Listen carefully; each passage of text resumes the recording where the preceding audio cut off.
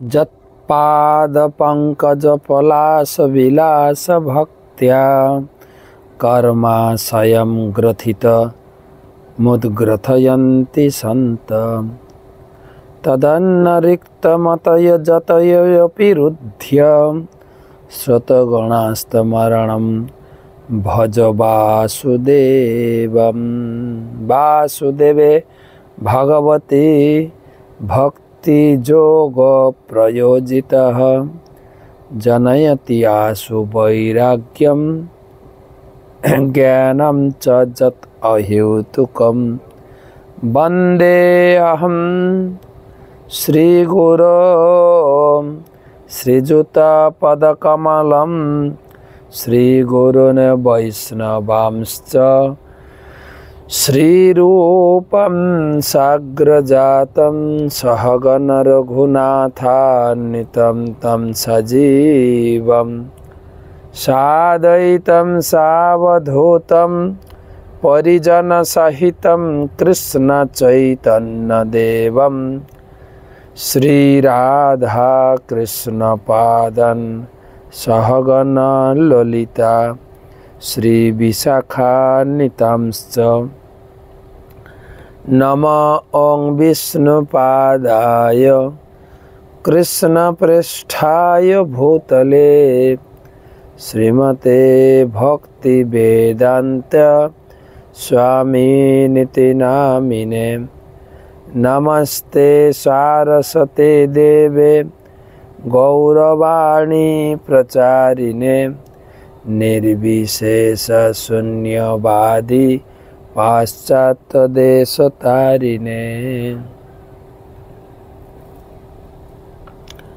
जय श्री कृष्ण चैतन्य प्रभु नित्यानंद श्री अद्वैत गदाधर श्रीवासादि श्री गौर भक्तबिंद हरे कृष्णा कृष्ण कृष्ण हरे हरे हरे राम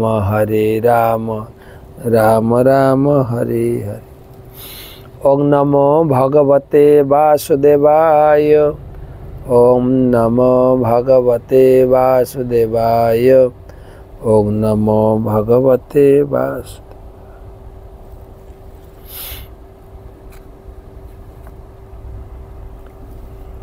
नारायणं नमस्कृत्य नरं चैव नरोत्तमं देवीं सरस्वतीं व्यासं ततो जयम् उदीरयेत्। तमादिदेवं करुणानिधानं तमालवर्णं सुहितावतारम् अपार संसार समुद्र सेतुं भजामहे भागवत स्वरूपम। कंत्र श्रीमद् भागवतम चतुर्थ स्कंदे त्रयोविंशति अध्याय आज के आलोचना दाविंशति श्लोक থেকে सहमरण प्रथा কিভাবে আরচি তার পতির চিতাগ্নিতে দেহত্যাগ করলেন, তো আগের আলোচনার সঙ্গে জুড়ে যদিও 20, 21, 22 এই আলোচনা হয়েছে, আজকে 22-এ লাস্ট। তারপরে সেই গতি দেখে চিতা স্বামীর চিতাগ্নিতে প্রবেশ দেখে দেবতারাও হতভাগ হয়েছিলেন। তো সেই উপলক্ষে আমাদের আজকে 812তম ভাগবত রসমাধুরী সেমিনারে উপস্থিত সমস্ত ভক্তমণ্ডলী, মমতাময়ী মাতৃমণ্ডলী সকলকে জানাই আন্তর্জাতিক কৃষ্ণ ভাবনামিত সংঘের পক্ষ থেকে আন্তরিক প্রীতি শুভেচ্ছা, রামলালার আশীর্বাদ অযোধ্যা ধাম থেকে।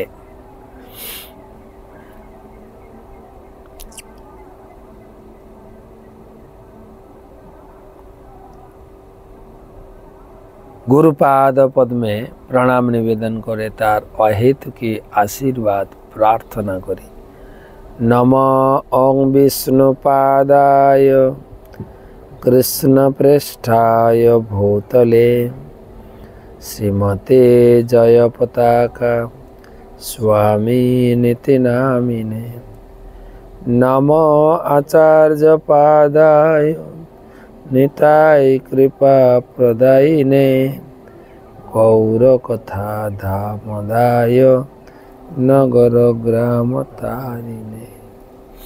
भागवत महत्व जब पठेत प्रयोतो नित्यं श्लोकं भागवतं सुत अष्टादश पुराणानां फलमाप्नोति मानवः।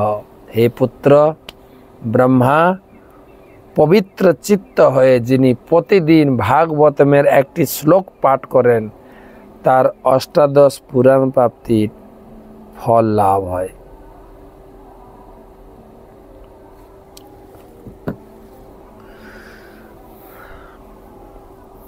श्लोक नंबर 22 থেকে আমাদের আলোচনা।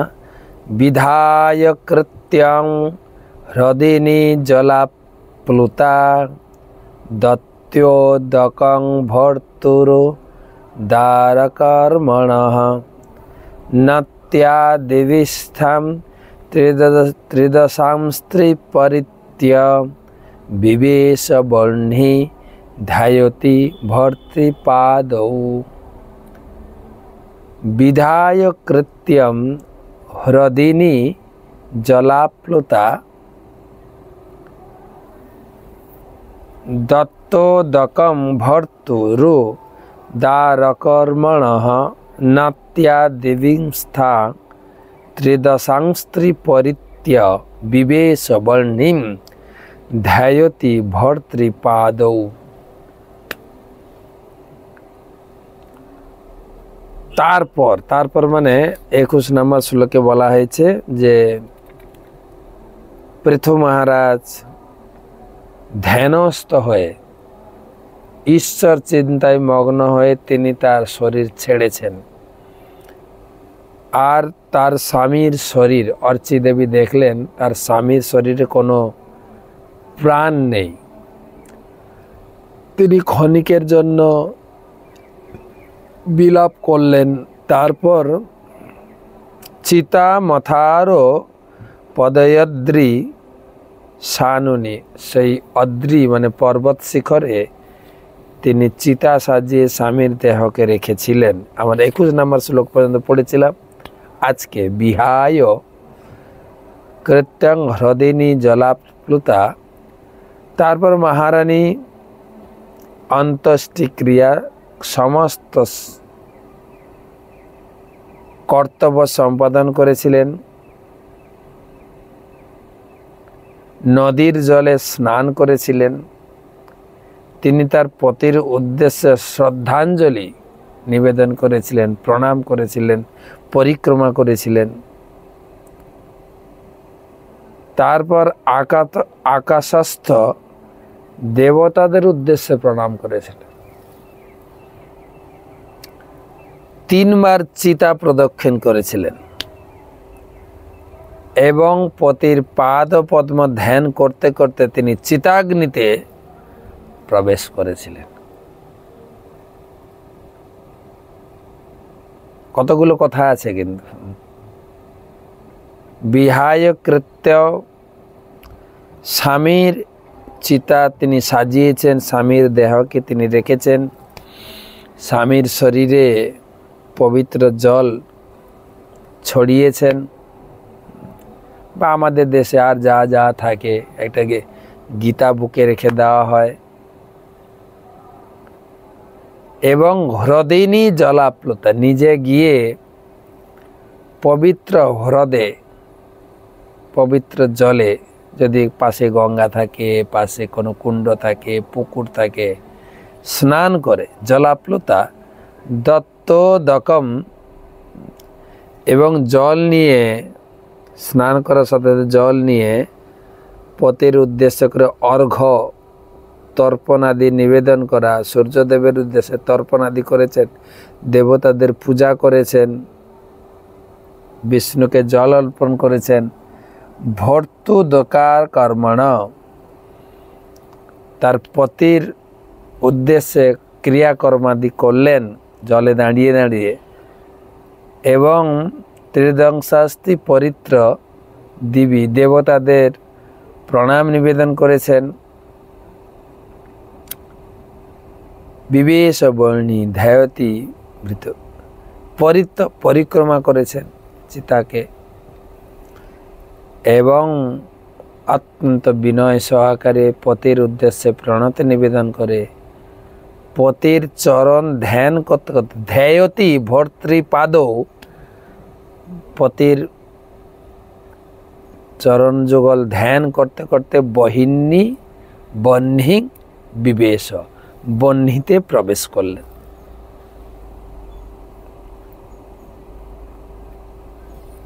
মৃতপ্রতির চিতাগ্নিতে সতী স্ত্রীর প্রবেশকে বলা হয় সহগমন এবং পতির সঙ্গে মৃত্যুবরণ করা।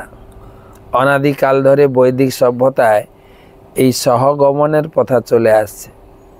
ভারতবর্ষে ইংরেজদের রাজত্বকালে এই প্রথা কঠোরভাবে পালন করা হতো, কিন্তু কালক্রমে এই প্রথাটি বিকৃত হয়ে এমন অবস্থায় দাঁড়ায় যে মৃত পতির চিতাগ্নিতে পত্নী প্রবেশ করতে না চাইলেও তার আত্মীয় স্বজনরা তাকে জোর করে চিতাগ্নিতে প্রবেশ করাতো।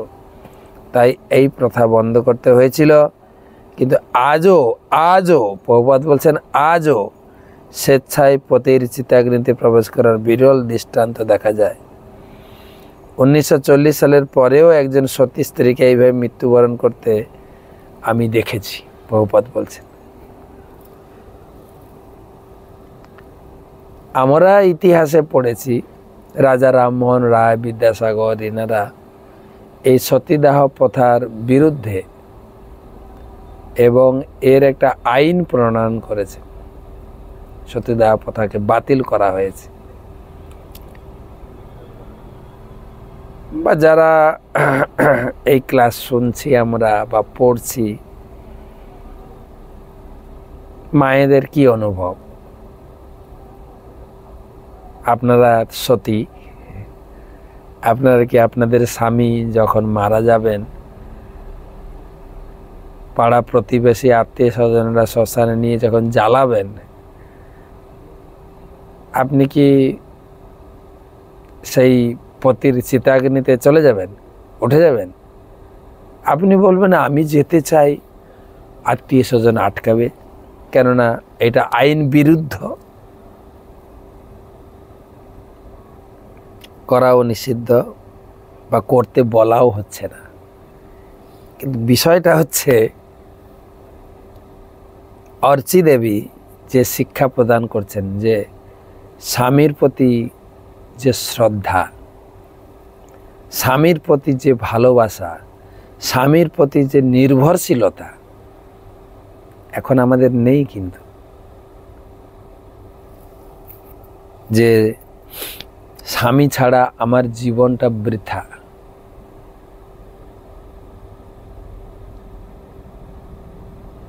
আগেকার মতো স্বামী স্ত্রীর যে ভালোবাসার বন্ধন, আন্তরিকতা, এক প্রাণ দুই দেহ এখন নেই। স্বামী স্ত্রী ঘর করতে হয়, ঠিক আছে, তোমার সুখ আলাদা, আমার সুখ আলাদা। প্রায় ইউটিউব খুললে ছোট ছোট নাটক সব বানিয়েছে, দেখে স্বামী স্ত্রীর সম্পর্ক। স্বামী আছেন বিদেশে, স্ত্রী এখানে মোটামুটি মজা করছে, বা স্বামী চলে যাচ্ছেন অফিসে, ঘরে আরেক রাবণ ঢুকে সীতাকে নিয়ে চলে যাচ্ছে বা কোনো কিছু করছে। আগে থেকে অনেক প্রেমের ছড়া, কবিতা, গান তো বেরিয়েই গেছে, সিনেমাতে, নাটকে, কিন্তু ভালোবাসা তো কৃত্রিমতায় পরিণত হয়েছে। কৃত্রিম, হ্যাঁ গো, আমি তোমাকে ছাড়া আর কাকে নিয়ে থাকবো? সেজন্য এটা বিচার করাও বা এটার চিন্তা করারও আমাদের ক্যাপাসিটির বাইরে। অর্চি দেবী বা এর আগে আমরা গান্ধারীর কথা শুনেছি, স্বেচ্ছায়, কেননা স্বামী চলে যাওয়ার পরে জীবন ধারণের যে কষ্ট, যে জ্বালা বিরহ অনুভব, তার থেকে এই আগুনে প্রবেশ করাটা আরো সোজা।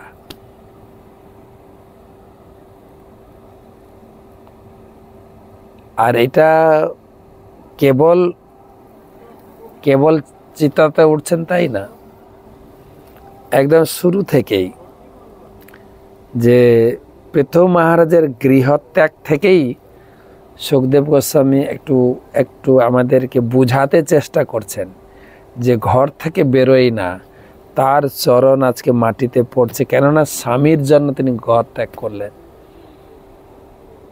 আমারও তো একটা অনেকটা উল্টো করে, স্বামী চলে গেছে, এখন আমি ছেলে বৌমার কাছে আনন্দ ফুর্তি করে আমার ভোগ বিলাস সময় কাটবে। স্বামী ছিল, কতটা কন্ট্রোল করতো, এটা করতে পারবে না, ওটা করতে পারবে না, এখন তো আমার। কিন্তু এর আগের ক্লাসেও আমরা আলোচনা করেছি, এটা ভাগবতম থেকে নির্দেশ দেওয়া হচ্ছে না, অর্চি দেবী নিজে করে জগৎকে বলছেন না, জাস্ট করে দেখাচ্ছে। যেরকম আমরা বেশ কিছুদিন আগে আহমেদাবাদে সবরমতী আশ্রমে গিয়েছিলাম, গান্ধীজির আশ্রম। তো গান্ধীজির উপদেশগুলো পড়ছিলাম, সেখানে একটা কথা লেখা আছে, আমার আচরণটাই সকলের কাছে পরিচয় হয়ে দাঁড়াবে, আমাকে আর পরিচয় দিতে লাগবে না। তা অর্চি দেবী নিজে আচরণ করছেন যাতে জগতের সকল মানুষ সেই শিক্ষা লাভ করে, তাদের জীবনকেও এই যে তিনি চিতাতে উঠে যাবেন, তারপর কোথায় যাবেন? হ্যাঁ, জ্বলে পুড়ে তো মরে গেল, কি লাভ হলো? কোথায় যাচ্ছেন দেখবেন, জ্বলল, এখানে চিতাতে পুড়ে গেল শরীরটা, কিন্তু কোথায় যাচ্ছেন? পুড়বে তো শরীরটা, আত্মাকে কে পুড়াবে? আত্মাকে তো অধ্যার্য অক্লেদ্য অশস্য এ বচ গীতায় বলা আছে, আত্মাকে কাটাও যায় না, পোড়ানো যায় না, জলে ভেজানো যায় না, হাওয়া দিয়ে শুকানো যায় না। তো এখানে পুড়বে শরীরটা। কিন্তু মন স্বামীর পাদ পদ্ম চিন্তায় বিভোর হয়ে গেছিলেন, যার ফলে শরীরে আগুনে পুড়ার জ্বালা তার ততটা কষ্ট ছিল না।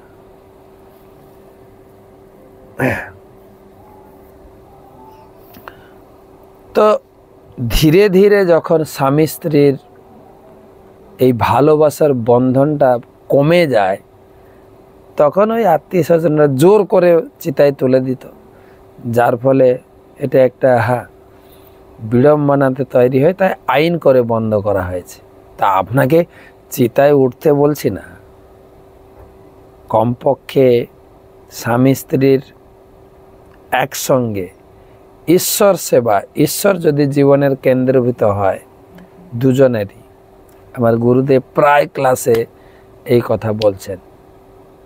স্বামী স্ত্রী বিয়ের সময় গুরুমা যখনই তার আশীর্বাদ বাণী দিয়েছেন, বলেছেন ঈশ্বরকে কেন্দ্র করে জীবন ধারণ করবে, তখন আর দুজনের ভোগ বুদ্ধি আসবে না। যে স্বামী মনে করবে না যে আমি স্ত্রীকে ভোগ করব, স্ত্রী মনে করবে না যে স্বামী দিয়ে হচ্ছে না, আর কাউকে লাগবে জীবনে উপভোগের জন্য, এই চিন্তাগুলো আসবে না। স্বামীর ভোগ্যবস্তু স্ত্রীও নন, আমাদের সকলের ভোক্তা হচ্ছেন কৃষ্ণ।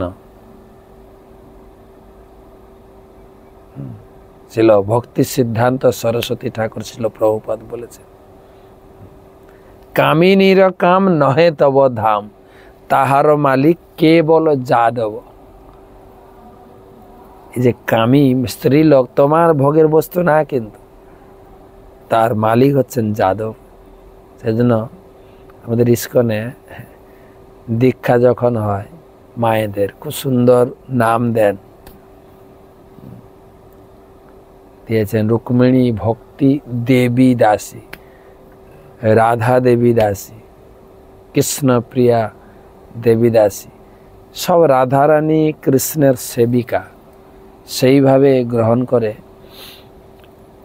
কৃষ্ণ সেবায় মগ্ন থাকলে এই ভালোবাসার বন্ধনটা বাড়বে। দুজনে মিলে, ছেলে মেয়ে মিলে একমাত্র কৃষ্ণ সেবা, প্রত্যেকের নিজ নিজ স্থিতিতে থেকে কৃষ্ণ সেবা, সেটাই এখানে ভাগবতমে তুলে ধরা হয়েছে। হ্যাঁ, তো প্রশ্ন আসছে এখান থেকে আমরা উত্তর পেতে পারি, সহমরণ প্রথা আইনগতভাবে বন্ধ করা ঠিক আছে, কিন্তু সহমরণের যে আসল রহস্য যদি উপলব্ধি করতে পারি বা জগৎকে যদি শেখানো হয়, কেন এর আগে বলা হয়েছে, এর আগের শ্লোকে, যে ছেলেদেরকে ব্রহ্মচর্য হওয়ার শিক্ষা দেওয়া হতো, উচ্চতর উদ্দেশ্য সাধনের জন্য ব্রহ্মচর্য শিক্ষা, আর মেয়েদের শিক্ষা দেওয়া হতো পতির অনুগামিনী হয়ে গৃহস্থ জীবন সুষ্ঠুভাবে রচনা করা। তাই এখানে পতির ধ্যায়তি ভর্তৃপাদ, পতিদেবের পাদ পদ্ম চিন্তা করতে করতে বিবেশ বর্ণিং তিনি চিতাতে প্রবেশ করলেন।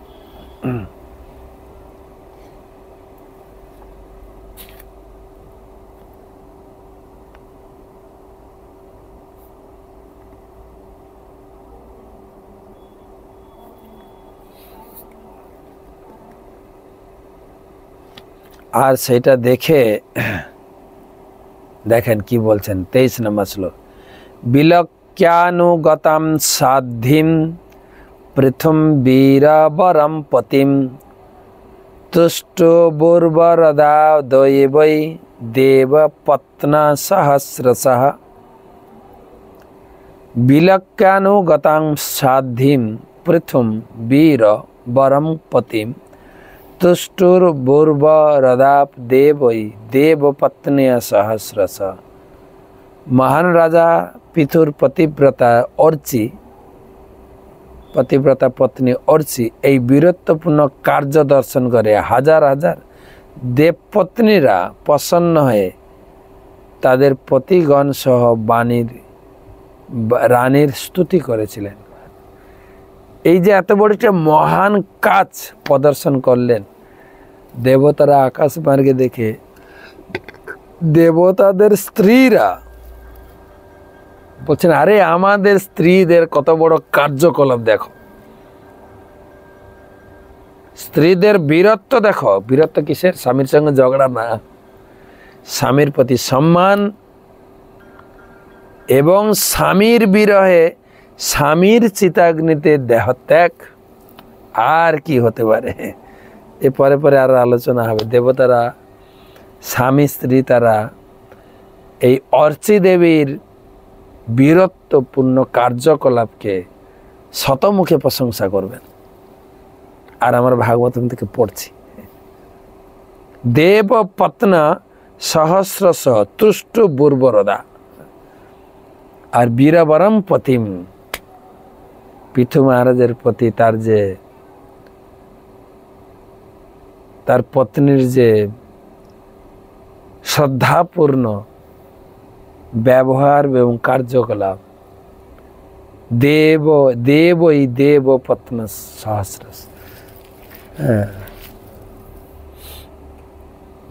হাজার হাজার দেবপত্নীরা, একজন দুজন না, তারা আকাশ মার্গে স্বামী স্ত্রী আলোচনা করছেন। দেখলে আমাদের স্ত্রীদের কার্যকলাপ, স্বামীর প্রতি সম্মান জগতে একটা দৃষ্টান্ত হয়ে থেকে গেল। সবাই শিখুক।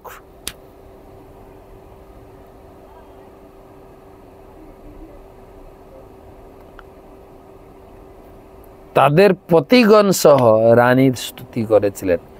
কৌরবাত্য কুসুমাসারম তস্মিন মন্দার সানুনি নতৎস্মরণ তুর্যেষু গৃহন্তি স্ম পরস্পরম।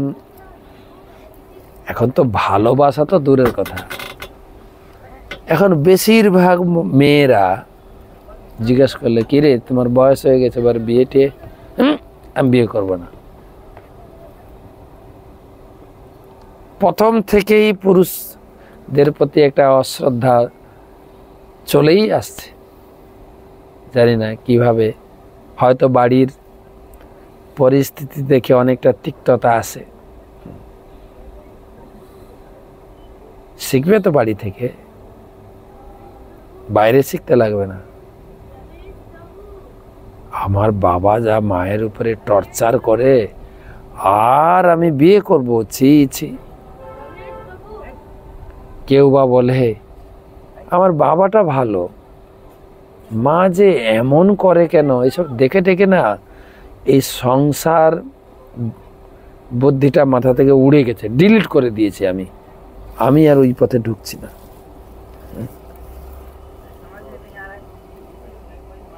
প্রশ্ন হচ্ছে মেয়েদের দোষ দিয়েও লাভ নেই, কিছুটা আমাদের যারা আমরা গৃহস্থ জীবনে রয়েছে, স্বামী স্ত্রী আচার ব্যবহার ছেলে মেয়েদের উপরে প্রভাব ফেলছে। শিখবে তো ঘর থেকে, ঘর থেকে শিখছে। কুর্বত্য কুসুমাসারম তস্মিন মন্দর সানুনি নদৎ স্মরর তুর্যেষু গৃহন্তি স্ম পরস্পরম। সেই সময় দেবতারা মন্দর পর্বতের শিখরে দুন্দুবি বাজিয়েছিলেন, দুন্দুবি বাজিয়ে ঘোষণা করছেন, গান গাইছেন, নাচছেন। তাদের পত্নীরা সেই চিতার উপর পুষ্পবৃষ্টি করেছিলেন এবং পরস্পরের মধ্যে এই বলা বলি করছে।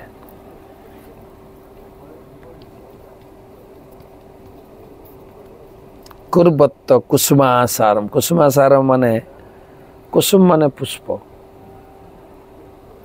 পুষ্প নিয়ে উপর থেকে ছড়াচ্ছেন। ধন্য অর্চি দেবী, ধন্য ধন্য ধন্য। স্ত্রী লোকের কার্যকলাপ দৃষ্টান্ত তুমি জগতে শিখিয়ে দিয়ে গেলে, তোমার এই প্রদর্শিত মার্গে কে কতটা চলতে পারবে সেটা তো ব্যক্তিগত ব্যাপার, কিন্তু ধন্য।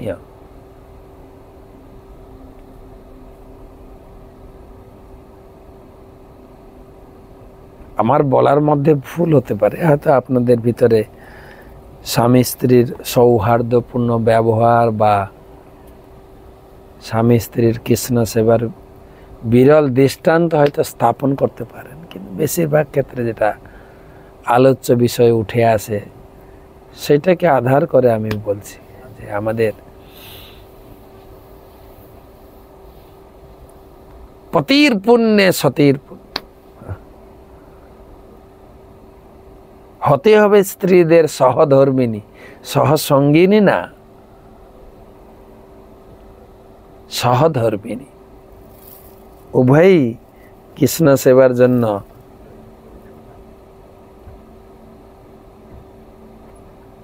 ভগবত সেবায় আমাদের নিমগ্নতা, সেটাই সকলের ভিতরে সকলের উপরে প্রভাব ফেলবে। তাই দেবতারা সন্তুষ্ট হয়েছে খুব। আপনি বলবেন আর এই কার্য যখন হচ্ছিল দেবতারা কি ওখানে ছিলেন নাকি? দেবতারা রয়েছেন তো আকাশ মার্গে। দেবতারা ভাগবতমের 2য় স্কন্ধের বর্ণনা অনুযায়ী আমারই পুরো শরীরটা দেবতারা পরিচালিত করছে। চোখের পাতা ফেলছি, মুখে কথা বলছি, পায়ে চলছি, হাত দিয়ে কাজ করছি, সব এক এক দেবতা আমাদের নিয়ন্ত্রণ করছে। দেবতা রয়েছেন, বাতাস তো বইছে, গায়ে হাওয়া লাগছে, ঘর থেকে সকালে বেরোলে সূর্যকে দেখতে পাবেন, সূর্য তো রয়েছে।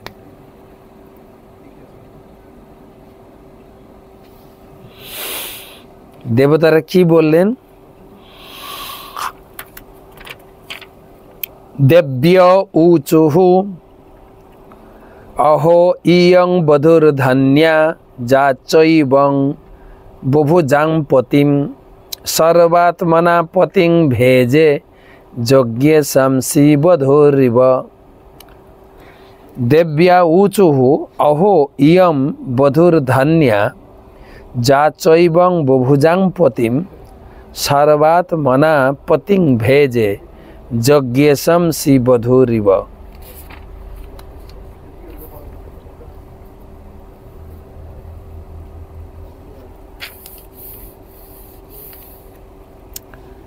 দেবপত্নীরা বললেন, মহারানী অর্চি ধন্যা, আমি দেখতে পাচ্ছি যে পৃথিবীর সমস্ত রাজাদের সম্রাট মহারাজ পৃথুর এই পত্নী তার কায় মন ও বাক্যের দ্বারা তার পতি সেবা করেছেন, ঠিক যেভাবে লক্ষ্মী দেবী যজ্ঞেশ্বর ভগবান শ্রী বিষ্ণুর সেবা করে থাকেন। দেবতারা বলছেন, ধন্য, এ মানবী নয়, সাক্ষাৎ লক্ষ্মী। লক্ষ্মী যেরকম বিষ্ণুর সেবা করেছেন, এই ব্যক্তিও 3 দিক দিয়ে, কায়, মন এবং বাক্য দিয়ে পতি সেবা করেছেন। অহো ইয়ং বধুর ধন্যা য চৈবং বুভুজাম পতিম সর্বাত্মনাম পতিং ভেজে যজ্ঞেশম শ্রী বধুরিব। শ্রী বধুরিব মানে শ্রী বধুরিব মানে লক্ষ্মী দেবী যেভাবে ভগবান বিষ্ণুর সেবা করেন। আমরা তো ঘরে বধূ বরণ করার জন্য তো মায়েরা তো লক্ষ্মী বলে সম্মান করেন। যখন ছেলে বিয়ে করে ঘরে আসে, শাশুড়ি মা তাকে বরণ করে নেয়, এসো মা লক্ষ্মী, বসো ঘরে, বসো না পশো ঘরে, আমারে ঘর করো আলো করে, আমার ঘরটাকে আলো করে দাও, হে মা লক্ষ্মী তুমি আমার ঘরে আসো। শাশুড়ি মা তাকে বরণ করে নিয়ে ঘরে নিয়ে যায়। লক্ষ্মী, লক্ষ্মী মা, লক্ষ্মী আসছে ঘরে, সেইভাবে শাস্ত্রের বিচারে তাকে ঘরে বরণ করা হয় লক্ষ্মী।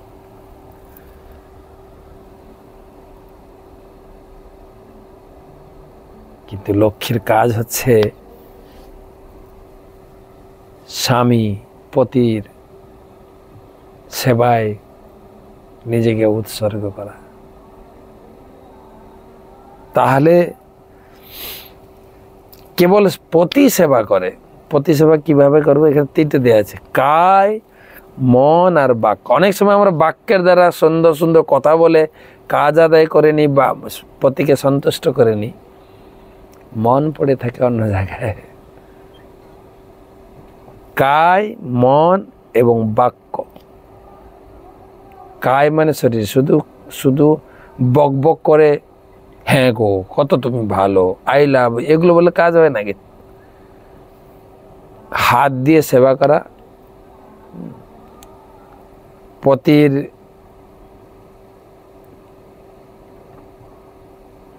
সেবা,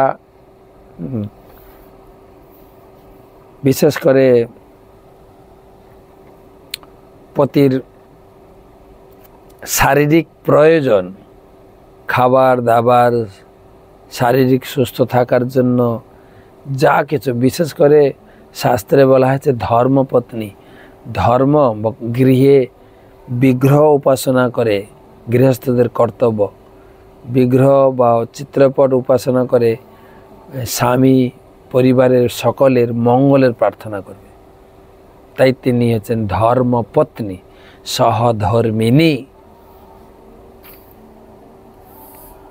দেবপত্নীরা বলছেন, আরে মহারানী অর্চি ধন্যা, আমরা দেখতে পাচ্ছি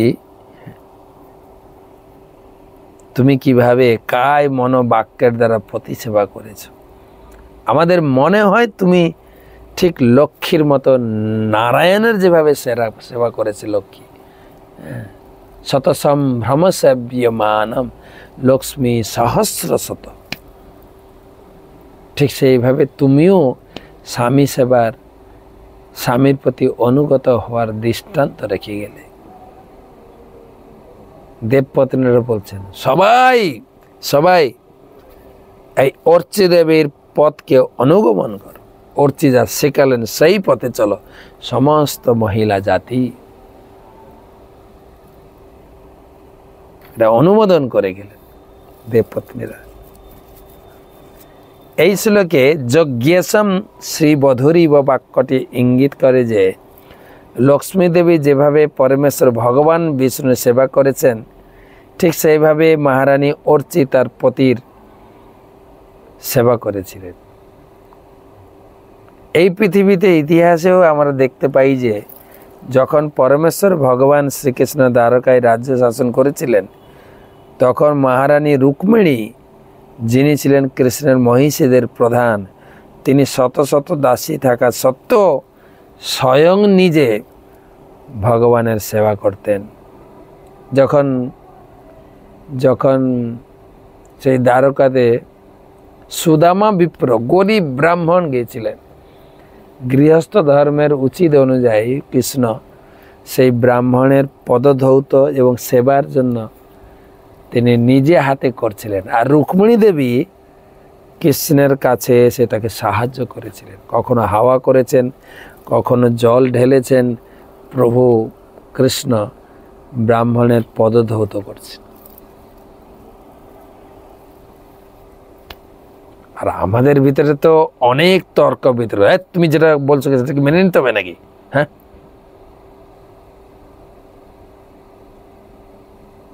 ওসব হবে না, তুমি যা বলবে সব ঠিক। আমারও একটা নিজস্ব বিচার বুদ্ধি আছে, সবাই এখন নিজস্ব বিচার বুদ্ধি আছে, নিয়ে চলি।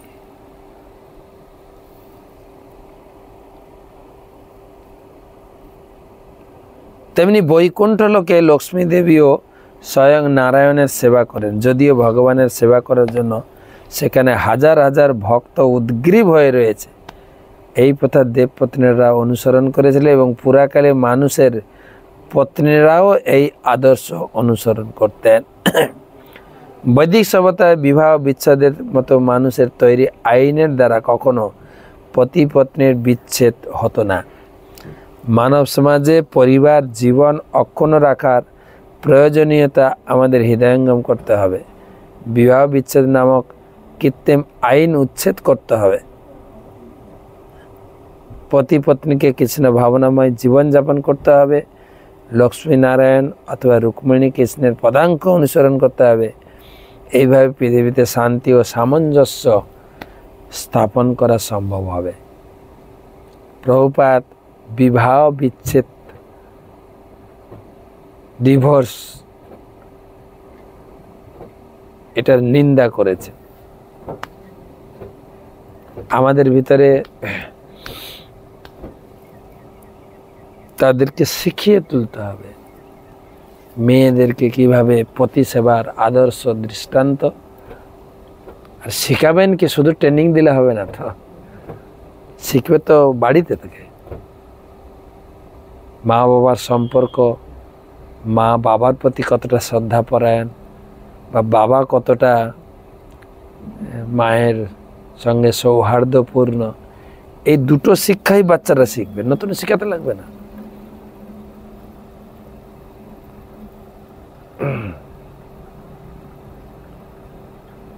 হিন্দিতে একটা কথা আছে, মা সে কালচার শিখে। যে বাড়ির যে কালচার, বড়দের সম্মান করা বা ঠাকুর সেবা করা, ঠাকুরকে নিবেদন করে খাওয়া, শাস্ত্র অধ্যয়ন, এগুলো তো মার কাছ থেকে শিখে নেবে। মা সে কালচার শিখে, পিতা সে সংঘর্ষ। সংঘর্ষ মানে বেঁচে থাকা বা অর্থ উপার্জন করা একটা সংঘর্ষ। চাকরি পাওয়া, বিজনেস করা, চাষবাস করা, প্রতিটি স্তরে সংঘর্ষ, সংঘর্ষ আর সংঘর্ষ। তো এই সংঘর্ষ বাবার কাছ থেকে শিখবে কিভাবে জীবন যুদ্ধে বাঁচার জন্য কিছু ইনকাম করতে হবে, পড়াশোনায় উঠে দাঁড়াতে হবে, অগ্রগণ্য লাভ করতে হবে। তো বাবা শেখাবেন ইনকাম, জীবনে বেঁচে থাকার জন্য স্বাভাবিক অর্থের প্রয়োজন, সে অর্থের ইনকামের দিকটা বাবা শেখাবেন। মা শেখাবেন কালচার। আমাদের বাড়ির একটা কালচার আছে, আমরা ব্রাহ্মণ,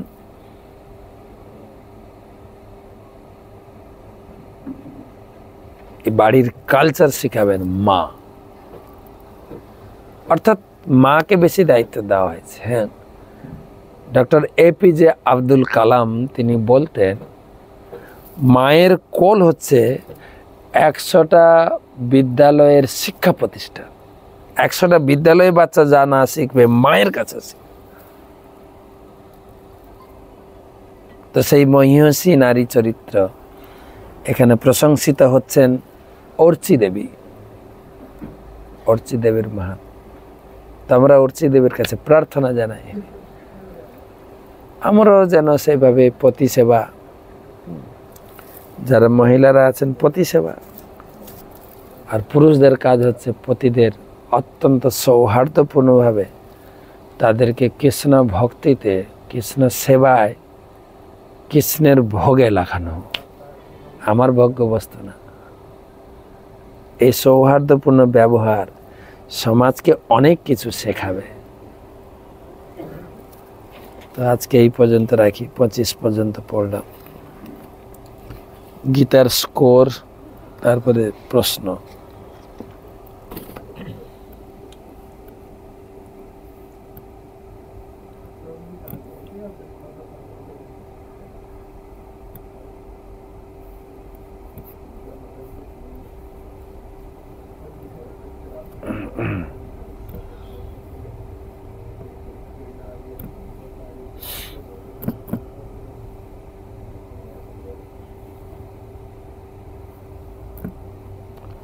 আমাদের আজকে যে গীতাদান এসছে, সুপ্রীতিময় কলা দেবী দাসী নদিয়া থেকে 4টে গীতা।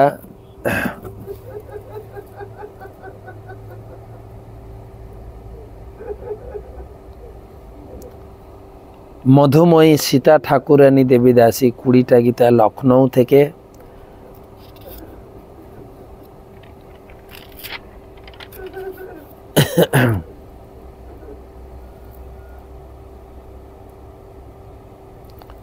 তারপরে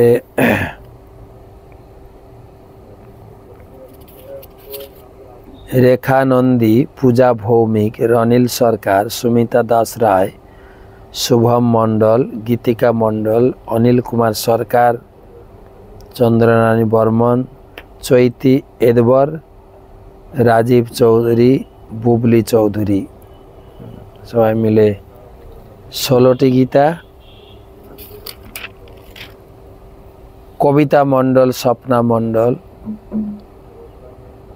এবং নীলা সুন্দরী দেবী দাসী 3 জন মিলে 3টি গীতা। মীরা মণ্ডল পক্ষ থেকে গৌতম সরকার, নাড়ু দাস, লোকনাথ মুখার্জি 3টি গীতা। সরোজিনী কালিন্দী দেবী দাসী 10টা গীতা এবং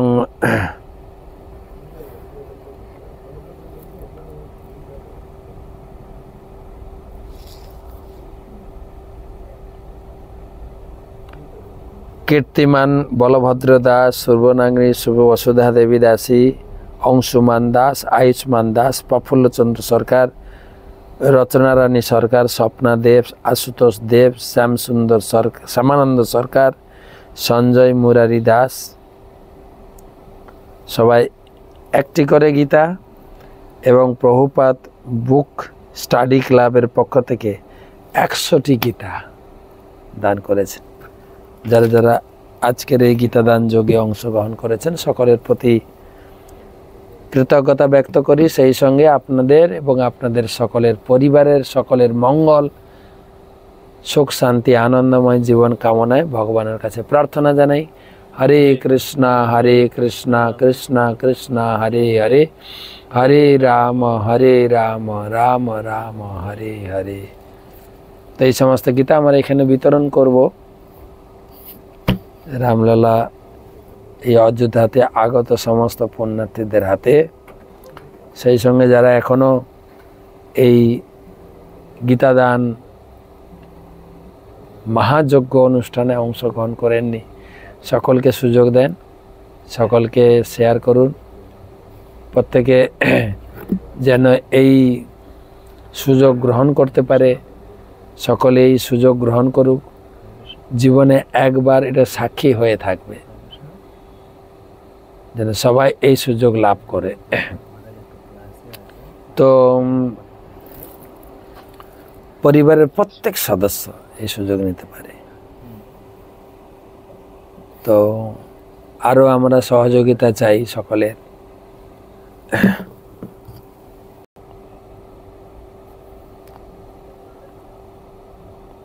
আমি বাঁকুড়া থেকে পিঙ্কু মণ্ডল বলছি। মহারাজ, দেবদেবীদের কোন দিকে রেখে প্রণাম করতে হয়, গুরুদেবকে কোন দিকে রেখে প্রণাম করব, এটাও আগে অনেকবার আলোচনা হয়েছে। যাই হোক, শাস্ত্রে যে শ্লোকের মাধ্যমে বর্ণনা করা হয়েছে, বামে প্রণমেত বিষ্ণু, আপনার বাঁ দিকে যেন ভগবান থাকেন, কৃষ্ণ, রাধা কৃষ্ণ, লক্ষ্মী নারায়ণ, গৌর নিতাই, রাম সীতা লক্ষ্মণ, জগন্নাথ সব বাঁ দিকে থাকবে। বামে প্রণমেত বিষ্ণু, দক্ষিণে শিব শক্তি শঙ্কর, আপনার ডান দিকে থাকবেন দেবদেবীরা। দেবদেবীকে পুরো উল্টো, ডান দিকে থাকবে শিব ঠাকুর, লক্ষ্মী ঠাকুর, গণেশ, কার্তিক, দুর্গা, যত দেবদেবী আছেন ডান দিকে প্রণাম করবেন ঘুরে। বামে প্রণমেত বিষ্ণু, দক্ষিণে শক্তি শঙ্কর, প্রণামশ্চ গুরুর অগ্রে, গুরুদেবকে সরাসরি প্রণাম করবেন, অন্যথা নিষ্ফলম ভবেৎ। এবং এই প্রণাম শুধু মাথা ঠোকালে হবে না, কায় মনোবাক্য, শরীরটা তো ফেলে দিলেন, এটাকে বলে কায়। কায় সে আপনি দণ্ডবোধ করতে পারেন, হাঁটু গেড়ে করতে পারেন, হস্ত মুদ্রা জোড় করে প্রণাম করতে পারেন, এটাকে বলে কায়। হাত জোড় করতে পারেন, হাঁটু করতে পারেন, দণ্ডবতী শুয়ে যেতে পারেন, এটা কায়। মন আর বাক্য, মন থাকবে যাকে প্রণাম করছি, আমি কৃষ্ণ ঠাকুরকে প্রণাম করছি, আমি দুর্গা ঠাকুরকে প্রণাম করছি, যাকে প্রণাম করছি তার স্বরূপ বা তার চরণ চিন্তা আসবে, তার চরণে আমি প্রণাম করছি। আর বাক্য, যে ঠাকুরকে প্রণাম করছি ওই ঠাকুরের প্রণাম মন্ত্র উচ্চারণ করতে হবে। যে দুর্গা ঠাকুর প্রণাম করেন, দুর্গা ঠাকুরের প্রণাম করবেন, ওম কাত্যায়নী মহামায়ে মহাযোগী নধীশ্বরী নন্দ গোপম সুতম দেবী পতিং মে কুরুতে নমঃ। কৃষ্ণ ঠাকুর যদি প্রণাম করেন, হে কৃষ্ণ করুণা সিন্ধু দীনবন্ধু জগৎপতে গোপেশ গোপিকা কান্ত রাধা কান্ত নমস্তুতে। এবং এমনভাবে উচ্চারণ করতে হবে যাকে প্রণাম করছে যেন শুনতে পায়। কমপক্ষে গুরুদেবকে যখন প্রণাম করবেন, গুরুদেবকে শুনিয়ে শুনিয়ে মন্ত্র বলতে হবে। গুরু প্রণাম, প্রণামের বিধি। তো ঠিক আছে, আজকে এই পর্যন্ত রাখি। সকলে ভালো থাকবেন, সুস্থ থাকবেন, রামলালার আশীর্বাদে সকলে আনন্দ থাকবেন। শুভরাত্রি।